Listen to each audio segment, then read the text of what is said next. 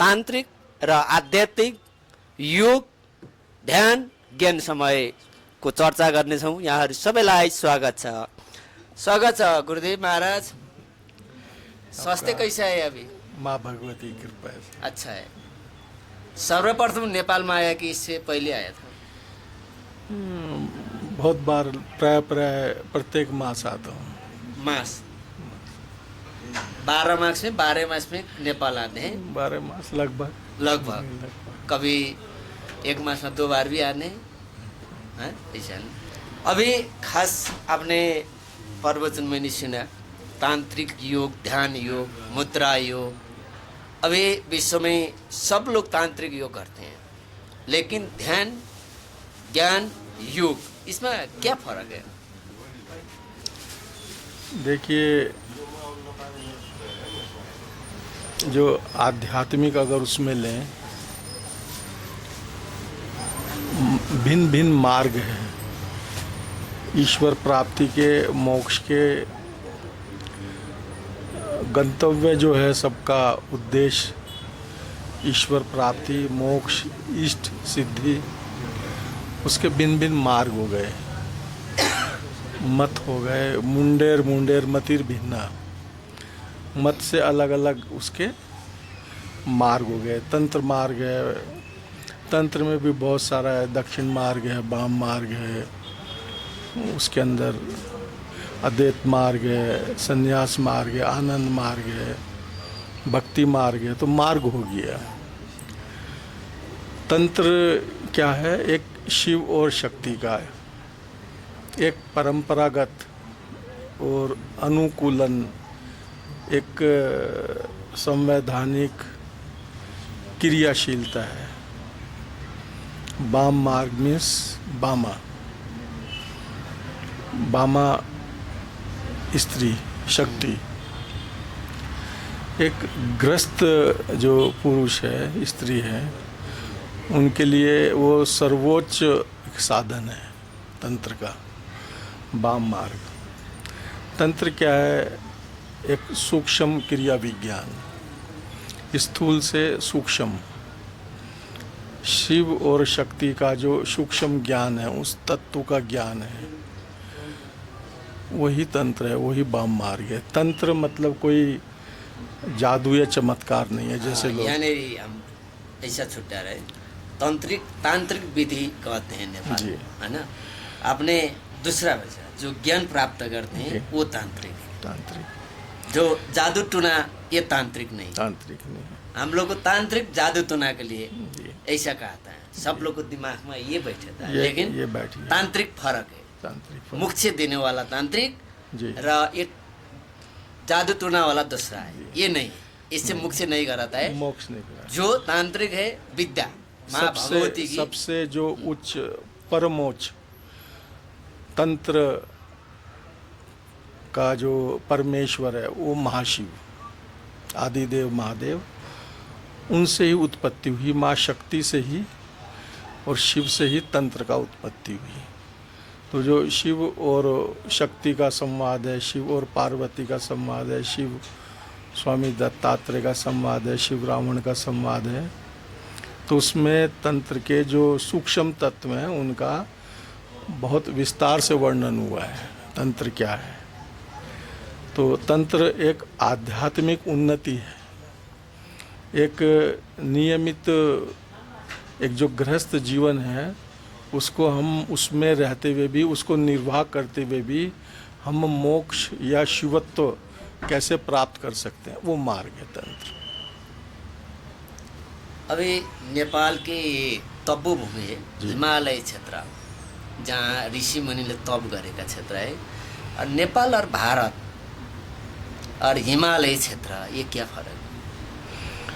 देखिए, अगर इनमें तुलनात्मक अध्ययन किए हैं तो दोनों एक ही है। साधना के क्षेत्र में तो क्या है? आर्यवर्त देवभूमि है, हिम क्षेत्र है, हिमालय है, शिव का वास है, शक्ति का वास है। जितने भी हमारे ऋषि मुनि तपस्वी सिद्ध हुए, उन्होंने इसी हिमालय क्षेत्र में साधनाएं की। तो जो हिमालय है अपने आप में सिद्ध है, वो शिव का मूलभूत स्थान है। कोई आदमी कहता है भरद्वाज ऋषि जी है ना, अथवा जो भारत खंड कहते हैं, उसने नेपाल के ये हिमालय क्षेत्र में तप किया, तो उसी से राज्य से ये नाम लिया। ये और भारत और नेपाल कोई फर्क नहीं है, जी। पीछे में भारत लिख दिया और नेपाली खंड दो खंड कर दिया, इसलिए फर्क है दिमाग में, आदमी के दिमाग में दिमाग में। तो लेकिन धार्मिक धार्मिक तो नहीं, और ज्ञान वैज्ञानिक तो एक ही है ना, जी। इसमें कोई फर्क नहीं है। इसमें कुछ फर्क नहीं। अभी सनातन पशुपति- जो सनातन धर्म है, जो वेद विज्ञान है, जो नेपाल और भारत की मूल संस्कृति है, अगर उसको देखें वो तो एक ही है। जो अभी पशुपति सिर है न, डोलेश्वर भी सिर है, जो भारत में काशी गया, प्रयाग, उधर केदार खंड, ये भी बहुत धार्मिक स्थल है। जी। लेकिन उस क्षेत्र का बहुत आदमी साधु संत नेपाल में आकर ये पशुपति क्षेत्र में जितना भारत में आदमी है, वो जो कोई भी इधर आदमी है, लेकिन यह क्या है ऐसा ज्ञान देखिए- अर्जन करने का तब क्या है इसमें? देखिए, हिमालय क्षेत्र शिव का वास, और ये महादेव का वो स्वरूप है पशुपति। समस्त चर अचर पूरे ब्रह्मांड के जो पशु है, मनुष्य भी एक पशु ही है। जो अज्ञानी मनुष्य है, मानव, उसको पशु की संज्ञा दी है। जो 8 पाश से बंधा हुआ मनुष्य है, भय लज्जा जुगुप्सा चेती पंचमी मानन शीलन च एतिर बद्ध पशु और प्रातिर मुक्त एतिर मो योगी। तो शिव क्या है? महायोगेश्वर है। और जितने भी अष्टपाश है, जो उनसे बंधा हुआ है मनुष्य, वो पशु के सदृश माना है उसको, है? वो जो मुक्त हो गया, अष्टपाश से जो मुक्त हो गया, एतिर बद्ध पशु और प्रातिर मुक्त एतिर योगी, वही योगी है, वही शिवत्व को प्राप्त कर लेता है। तो ये जो पशुपति है, ये अगर इसको कहें, इसमें कोई अतिशयोक्ति नहीं होगी। शिव का ये पशुपति के रूप में सबसे बड़ा स्वरूप है, ये जो पशुपतिनाथ हैं।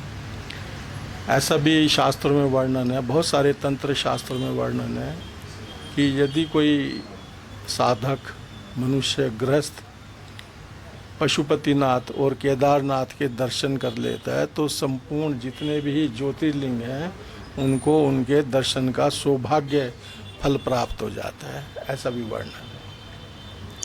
तो इसका खास यो ओम परिवार जो है ना, वैदिक सनातन जो शंख और घंटा लेते हैं, जी ओम का अर्थ क्या है?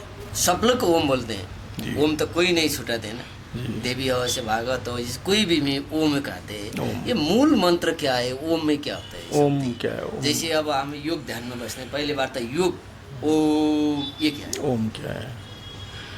कहाँ से निकला है? ये प्रणव है। हाँ। ओम क्या है? प्रणव। वर्ण। जो पहले लिपि नहीं थी, लिपि का प्रादुर्भाव नहीं हुआ था, आकाशवाणी हुई। वेद क्या है? आकाशवाणी। तो जब ब्रह्मांड में गर्जन हुई सृष्टि में, रचो अक्षरे परम व्योम प्रज्वायु न विद्यते, वेद ऋचाएँ आकाशवाणी से, लिपिबद्ध नहीं थी। मनुष्य की जब उसकी जो क्षमता है, उसका स्मरण शक्ति है, उसका लोप होने लगा, उसका ह्रास होने लगा, तो उसको संरक्षित करने के लिए लिपि का विकास हुआ। लिपि तब बनी। अब ओम क्या है? प्रणव। सब जितने भी मंत्र हैं, वो वैदिक हों, वो दक्षिण मार्ग में हो, वो वाम मार्ग में हो, तो उसमें प्रणव की अपनी महत्वता है। क्या है महत्वता? और प्रणव है क्या? प्रणव ओम, उकार और मकार।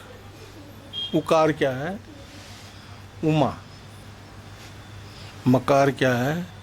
शिव। जब वो संयुक्त हो जाते हैं तो ओम की उत्पत्ति होती है। वो ओम आदिशक्ति और आदिदेव के संयुक्त होने की वो ध्वनि जो है, वो ओम, उकार और मकार, वो संयुक्त हो गए तो ओम का सृजन हुआ, निर्माण करता है, वो सृष्टि का निर्माण करता है। ओम क्या है? चतुर्गो वर फलदायिनी, धर्म अर्थ काम और मोक्ष, वो ओम है। तो अपने आप में वो संपूर्ण बीज है सृष्टि की उत्पत्ति का, माँ भगवती का और महादेव के मिलन का। वो एक संयुक्त उच्चारण है, संयुक्त बीज है। वो एक जैसे कहेंगे एटमिक शक्ति हो गई, वो शक्ति है ओम। खास करी अभी जो ध्यान होते हैं, ध्यान कैसे लगता है? सर्वसाधारण आदमी जो एक्टिंग करता है, ध्यान में बैठे है, कोई गृहस्थी है, अब टेलीविजन में कोई देखते हैं दूसरा आदमी ऐसे ध्यान करे, हम भी बैठे नहीं, कि ध्यान कैसे लगता है? ध्यान योग, ध्यान क्या है? जो महर्षि पतंजलि का अष्टांग योग है, यम नियम आसन प्रत्याहार धारणा ध्यान और समाधि। समाधि की जो अंतिम अवस्था है वो ध्यान है। ध्यान जब हमारा जो जीव आत्मा है वो परमात्मा में एक संयुक्त हो गया कुछ पल कुछ सेकंड के लिए, वही ध्यान की मूल अवस्था है। तो उसमें हम लोग अभ्यास करते हैं, जैसे उसके बहुत मार्ग हैं ध्यान के, अलग अलग प्रकार से हैं। तो उसके अंदर ध्यान में क्या है? ध्यान वही इस आत्मा का और परमात्मा का जो मिलन हो गया कुछ क्षण के लिए, वही परिपूर्ण है। आत्मा और परमात्मा के मिलन उसके उधर लग कर जोड़ने के लिए ध्यान करते हैं। लेकिन जो ध्यान लगेगा जी, लेकिन एक्टिंग करने से नहीं हो। जब कुंडलिनी शक्ति जागृति होती है, देखिए कुंडलिनी शक्ति वो भी उसका एक स्वरूप है, वो भी एक मार्ग है। कुंडलिनी जागरण करना, वो मंत्र शक्ति से करें, वो ध्यान से करें, ध्यान में भी हठ योग से करें, सहज योग से करें। इसे ब्रह्मांड में सहज कुछ भी नहीं है। अगर देखें जो मृत्यु होती है किसी की, वो भी सहज नहीं है। जिसकी मृत्यु होती है तो उसको पता है कि उसके प्राण कितनी सहजता से निकल रहे हैं या कितने कष्ट से निकल रहे हैं। और जब उत्पत्ति होती है वो भी सहज नहीं है, वो मनुष्य की हो किसी जीवात्मा की हो। वो जनन देने वाली जननी और जिसका जन्म हो रहा है, उन दोनों को मालूम है कि वो कितना कष्टदायी होता है, वो एक पुनर्जन्म होता है। तो इस अगर कुछ आपको लेना है, साधना तत्व में करना है, तो इसमें कठोर इच्छा शक्ति चाहिए।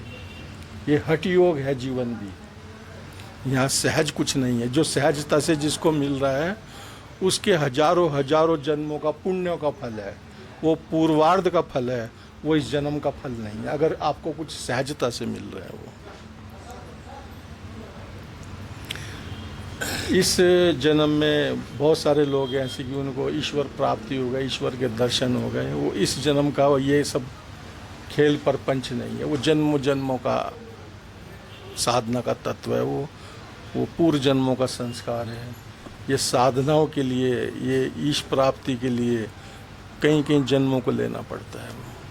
कोई आदमी पैदा हुआ, गर्भ से पैदा हुआ, जो 3 साल 4 साल हो गए जी, अदृश्य शक्ति आती है उसमें जी, जो अभी यहाँ क्या हो रहा है, हम क्या कर रहे हैं, वो उसको पता लगा बोल देते हैं जी। ये क्या होते हैं? आगे जन्म के सत्संगत, पूर्व जन्मों का, पूर्व जन्मों के संस्कार, पूर्व जन्मों की फल प्राप्ति, पूर्व जन्मों की पितृ कृपा, पितरों की कृपा, पूर्व जन्म की इष्ट कृपा, ये उसका प्रतिफल है। जो अभी हमें काम किया जी, जो धर्म किया जी, हमको मृत्यु के बाद दूसरे जन्म में जी, तब इसकी कर्म उधर आ जाएगा। बिल्कुल बिल्कुल। उसकी शक्ति से, कोई शक्ति है, कोई कुंडलिनी शक्ति है, वो बेला में उसको जी जागृति होते हैं। जागृति हो। कोई 5 वर्ष के बच्चा बोलते हैं, 5 वर्ष का, कोई 3 वर्ष का आदमी। अब जैसे तुलसीदास थे, तुलसीदास वो जन्म से ही बोलने लगे थे, तो वो पूर्व जन्मों के उनके संस्कार, पूर्वार्ध था वो, तो उनका पूर्व जन्मों के जो अधूरी साधनाएं रह गई, अधूरे कार्य रह गए तो उस जन्म में आके वो पूर्ण होते हैं। वो उसके लिए पितृ कृपा, गुरु कृपा, इष्ट कृपा, ईश्वर। हस यहाँ के लिए कोटि कोटि साधुवाद। गुरुदेव जय श्री राम। जय श्री। वो भी कल्याण हो गया। कुछ छोटी गाड़ी से, लैंड क्रूजर से चले गए, जल्दी पहुंच जाएंगे। कुछ बस से जा रहे हैं, वो 2-3 दिन लगा के पहुंच जाएंगे। तो जो मार्ग है वो गंतव्य स्थान तो एक ही हो गया, उद्देश्य तो एक ही हो गया, साधन अलग अलग हो गए। तो शक्ति मार्ग, तंत्र मार्ग में भटकता जल्दी है, भटकन बहुत है उसके अंदर, क्योंकि आदिशक्ति है। कोई भी जो एक महाशक्ति है वो कभी नहीं चाहेगी कि जो मानव है वो साधना करके उस तक पहुँचे। हर एक लोग पहुँचने लगेंगे, हर एक साधना वाला पहुँचेगा। तो उसको बीच बीच में क्या हो गया, वो लोभ हो गया, मोह हो गई, माया हो गई, काम हो गया। तो उससे क्या हो गया, वो बीच में अधूरा हो जाता है। वो कठिन है। जो और आगे बढ़ने चाहते हैं उसके बीच बीच में ही कोई टड़कने लिए, भड़कने लिए आते हैं, जैसे कठिन है। लेकिन मन और दिमाग जी, अगर एक उस ही इकट्ठा करना चाहिए। और उसमें अगर अनन्य भक्ति हो गई, उसकी संकल्प शक्ति हो गई, तो जरूर कर लेगा वो। और अपने इष्ट पितरों के लिए और गुरु की अनन्य भक्ति हो गई। आजकल जो साधक है, जो शिष्य है, वो भी ऐसा गुरु चाहिए, चमत्कारी गुरु। हाथ में से फूल निकाल दे, हाथ में से सोना निकाल दे, क्षण भर में काम हो जाए। तो ये क्षण भर की साधना नहीं है। और शिष्य भी आजकल, गुरु को भी ऐसा शिष्य चाहिए जो खूब मालदार हो, कुछ सेवा कर दे गुरु की अच्छे से। तो ये वो तत्व, दोनों ही तत्वों में भटकाव है अगर देखें तो। वो छिड़क समय जो लाइटर है, आगो और लाइटर, लेकिन आगो तो सब कुछ है ना, ये काठ में भी, पत्थर में है जब, लेकिन आपने जैसा किया वो छिड़क के समय जो आगो बलना चाहिए, कई समय वो बलते हैं फिर निभते है ना। यही है साधना मार्ग और तांत्रिक मार्ग यही है ना। तंत्र मार्ग मतलब 10 महाविद्या, माँ शक्ति का उनका सूक्ष्म ज्ञान, उनका अब सूक्ष्म प्रकार से वो शीघ्र साधना हो गई। वैदिक में जो दक्षिण मार्ग में है, उसका जो अनुसरण है वो बहुत लंबित हो गया। वो तो वो होगा नहीं होगा, वो उस साधक की, देखिए लोग कहते हैं भाग्य बदल सकते हैं। हाँ, बदल सकते हैं आप। जो विधाता ने लिखा, विधाता ने लिख के भेज दिया आपके भाग्य में, उसको कब बदल सकते हैं आप? जब आपकी इच्छा शक्ति मार्कंडे ऋषि जैसी हो जाए, मार्कंडे जैसा भाव आप में आ जाए, मार्कंडे जैसे आप कठोर साधना युक्त हो जाएं। और स्त्री कब हो सकती हैं? जब वो सावित्री जैसी हो जाए। उससे पहले कोई संभव नहीं है। तो मार्कंडे ने ये कि यमराज को वापस कर दिया। संकल्प चाहिए, सबसे पहला संकल्प चाहिए, दृढ़ इच्छा शक्ति चाहिए। कोई भी इधर से हम विराटनगर जा रहा है, लेकिन बाटा में कोई अगर इधर नहीं जाना, इधर जाना। अगर आपका अपने इंद्रियों पे, अपने मन पे, वचन पे, कर्म पे ही कंट्रोल नहीं हुआ, उस आदि शक्ति पे क्या कंट्रोल करेंगे? पहला अपने मन के कंट्रोल करना चाहिए, तभी सब कुछ होगा। यही है ना, यही एकदम मानव शरीर का मुख्य। त्रिगुण्यो विषया वेदा निस्त्रय गुण्यो भवार्जुन। ये तो जो जगत संसार है, 3 ही विषयों के ऊपर घूम रहा है, वात पित्त कफ, रजोगुण सतोगुण तमोगुण। यदि यही आपने कंट्रोल कर लिया, सम कर लिया, तो फिर तो ब्रह्मांड भी आपके, वो ब्रह्मांड का स्वामी भी आपके कंट्रोल में आ गई है। अभी तो यही कंट्रोल नहीं है, तो वो क्या आएगा? ठिकै बाबाजी, जय श्री राम। कोटि कोटि नमन छ गुरुदेव, जय होस्। ल प्रादुर्भाव हुआ था, तो उसमें जो सबसे उग्र थी भगवती धूमावती, तो वो क्या थी, वो भूख से कातर थी। उनके जो स्वरूप है विधवा स्वरूप नहीं, तो उन्होंने महादेव का ही भक्षण कर लिया, निगल लिया उनको। फिर भान हुआ, लीला है वो कि ये मेरे पति है, तो उनको वापस निकाल दिया मुख से। तो शिव मूर्छित होकर निकले थे वो, तो भगवती को उन्होंने आदेश दिया कि जाओ अपने उसके अंदर, पिता के यज्ञ में गई वो। वहाँ पे उन्होंने अपना जो अपमान हुआ उसको देह को त्याग किया यज्ञ में, और जब वो शिव उसको लेके यज्ञ विध्वंस किया, भगवान विष्णु ने वो चक्र से उसके 51 खंड किए वो। तो जहाँ जहाँ पे माँ का अंग पतित हुआ, तो महादेव भी भैरव के रूप में वहाँ पे स्थापित हो गए। तो जितने भी माँ के 51 शक्तिपीठ हैं, तो उसके साथ भगवान शिव का भी भैरव के रूप में क्योंकि भगवती जो आदि शक्ति माँ भैरवी त्रिपुरा सुंदरी है, तो आदि शक्ति है, उसके ये रूप है, भिन्न रूपा दुर्गा है। तो पूरा जो हिमालय क्षेत्र है, नेपाल भारत का, तो ये तो महादेव का ही वास है, पुण्य भूमि है, दिव्य भूमि है। जितने भी हमारे ऋषि मुनि हुए हैं, सब ने साधना तप किया इन स्थलों पे। तो उनमें से जो भगवती के जो प्रमुख आदिशक्ति के जो शक्तिपीठ हैं, उसमें से गुजेश्वरी और कामाख्या प्रमुख हैं। तो यहाँ पे जब मैंने प्रवास किया, अपना एक पुस्तक अघोरी गुरु लिखी मैंने, यहाँ पे एक अपना अनुभव बतला रहा हूँ। हर साधक का अपने अनुभव होते हैं उनके जीवन में। आपकी साधना, आपका प्रगाढ़ता तभी प्रबल होगी जब उस विषय में आपकी कुछ अनुभूतियाँ हो जाएंगी, वो आपका लक्ष्य भी अडिग हो जाएगा। अटूट आस्था भी तभी होगी जब आपको कुछ दर्शन हो जाएगा। विवेकानंद थे, उनको भी दर्शन हुए। सब साधक हैं, उनको किसी न किसी रूप में वो दर्शन होते हैं, भगवती दर्शन देती है।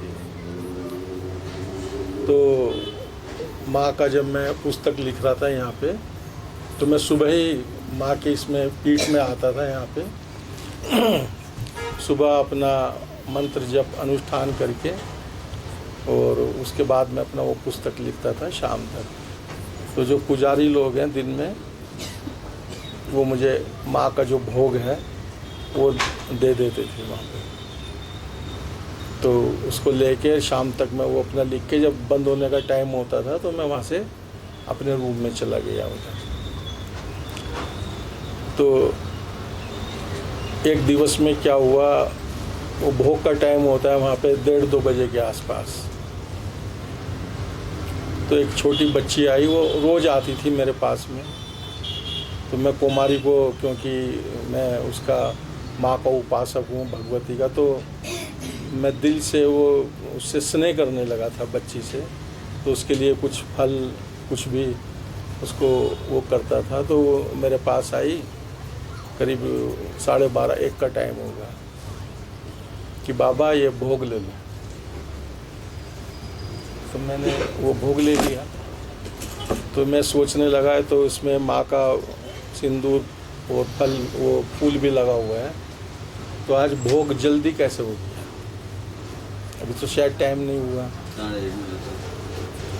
फिर भी मैंने ले लिया, माँ का ध्यान किया, प्रणाम किया, वो भोग मैंने ग्रहण कर लिया। उसके बाद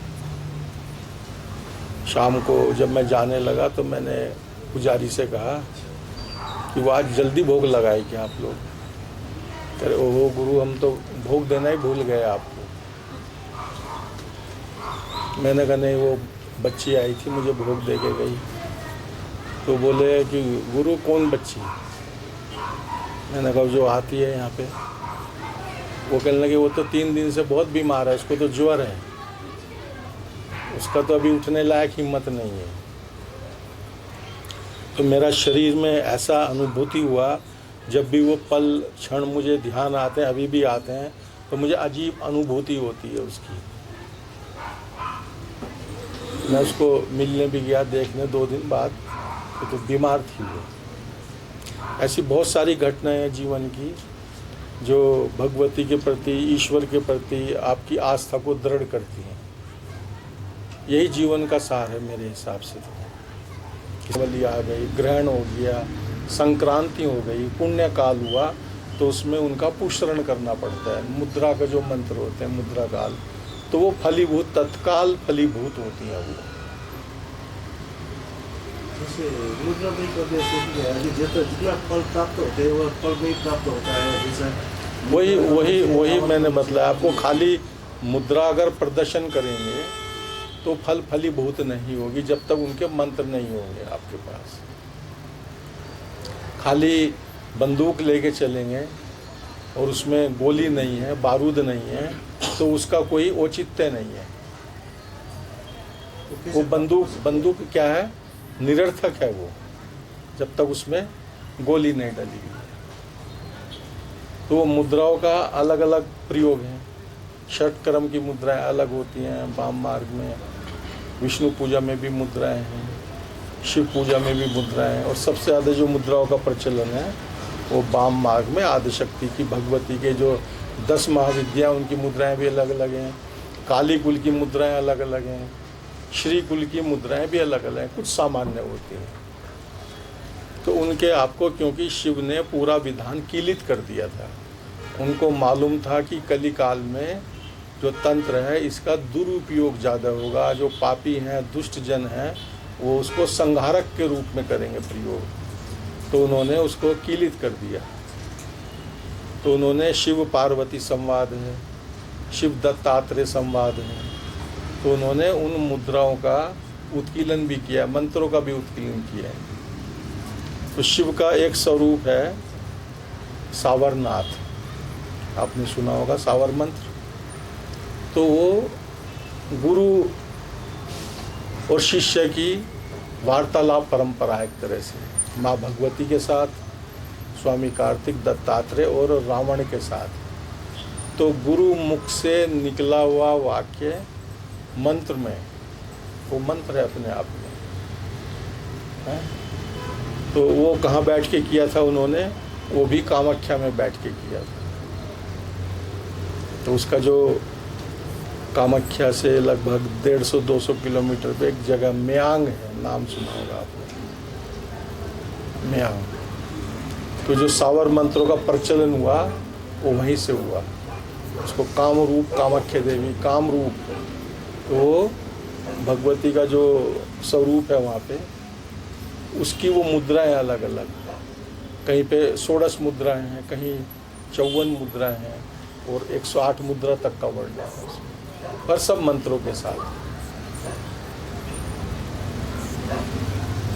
जैसे आपका अभी मणिपुर हुआ भारत का, जी कामाख्या तो आसम में हुआ, जी आसम मणिपुर। तो अभी मणिपुर में तो द्वंद्व चल रहा है, मारकाट चल रहा है, और जगह भी भारत का बहुत सारी जगह कई नस्लवादी है, मारकाट चल रहा है। तो ये ऐसे मारकाट वाले द्वंद्व की अवस्था में 2 तरीका अपनाया जाता है। एक शिक्षा के हिसाब से, जैसे सिक्किम विश्वविद्यालय में पाठ्यक्रम रखा है, करिकुलम बनाया है, शांति को कैसे धार्मिक क्षेत्र से भी उसको समाधान किया जा सकता है।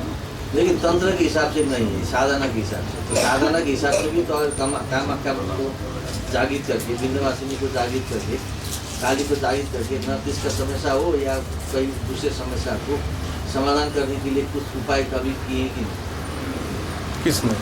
आपने। देखिए, मैं तो, मेरा एक दृष्टिकोण अलग है। मैं सोचता हूँ कि पहले हम अपने आप को ठीक कर लें। मैं भैया बहुत प्रैक्टिकल आदमी हूँ किसी भी स्वरूप में। अगर दुराचार, द्वंद्व, युद्ध की बात करें तो ये तो आदि काल से चलते आए हैं। महिषासुर, शुंभ निशुंभ, रक्त बीज, ये तो सतयुग में थे। तो जो ये उस काल में भी जो असुर थे, देवताओं से उनका भाग छीन लेते थे, उनका सिंहासन छीन लिया, उनको भगा दिया, उनको अपमानित किया। तो ये तो अगर वो देखें परंपरा, वो तो आदिकाल से चली आ रही है।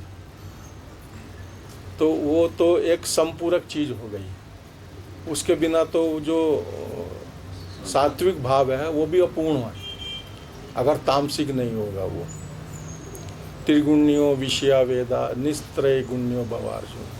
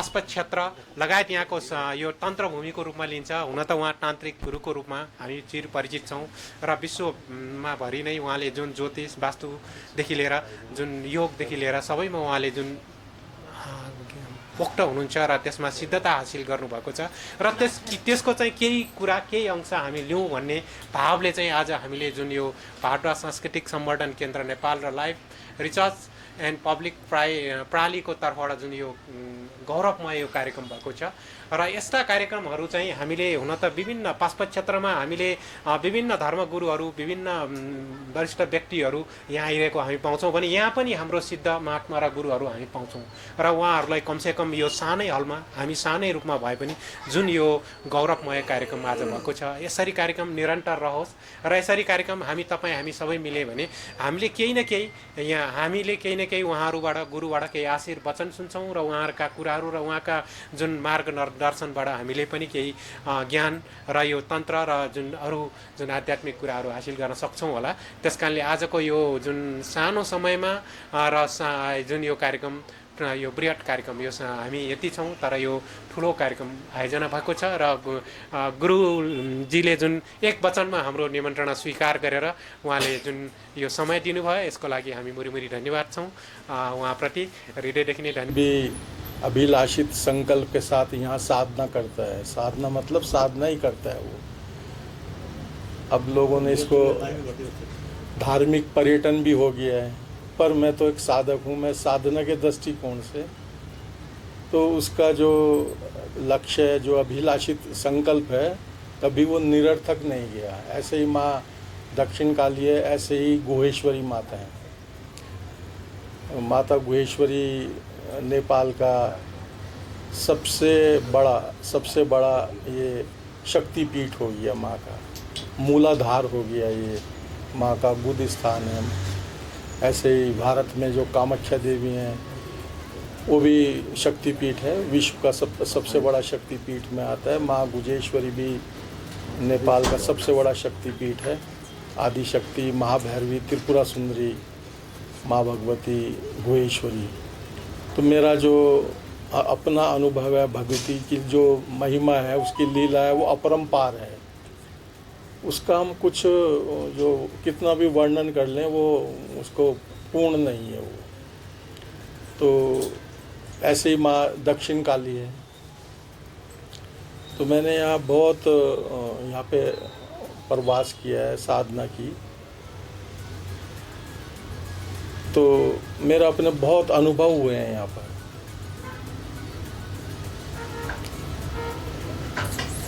अब कैसे आपको जो बतलाना है, अनुभव बताने की, अब कैसे बताएंगे? जी जी